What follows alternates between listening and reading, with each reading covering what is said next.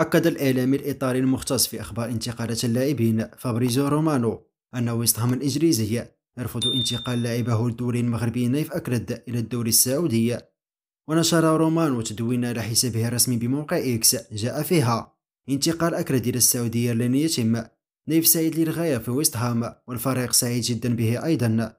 وتابع أيضا: ويست هام رفض العديد من العروض هذا الصيف، معتبرا نايف أكرد أفضل قلب دفاع.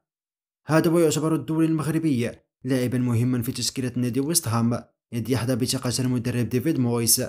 يشار لأن بعض التقارير الإعلامية كانت قد أكدت أن اللاعب المغربي تلقى العديد من العروض من أندية الدوري السعودي للمحترفين من أجل التعاقد معه خلال فترة الانتقالات الصيفية الجارية.